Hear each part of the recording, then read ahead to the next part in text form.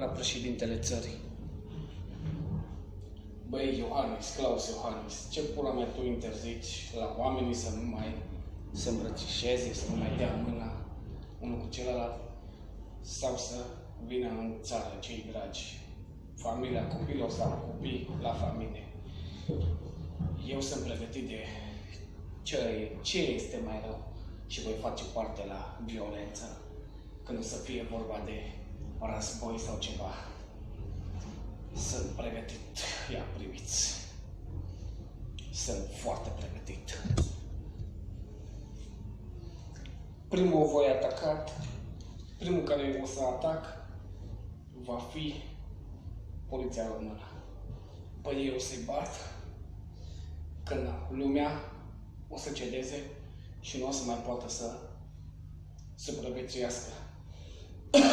Atunci vom pune în practică violența, că nu avem încotro. Dacă voi închideți magazinele, lăsați câte 5 persoane în magazin, voi faceți mult rău la oameni cu această, în ghilimele, epidemia pui mele. Nu este adevărat. Nu este niciun coronavirus, nu este absolut nimic. Asta este doar o aberație. Dar eu aștept momentul, clipa, când lumea o să se revolte și o să se adune pe străzi și o să spargă magazine și o să treacă la violență. Eu sunt pregătit, ea. Nu este problemă. Așa vă iau ca pe zombie, ca în jocurile game. Pe oricare vă iau.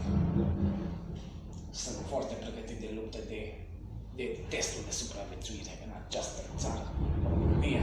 Abia aștept ca tu, române, și să ieși în stradă și să spui stop, atât, până aici. Și trebuie să trecem la război. Eu sunt pregătit de război. Sunt pregătit de război. Bine, mai Claus Iohannis, suși coaiele mele. Fuck you.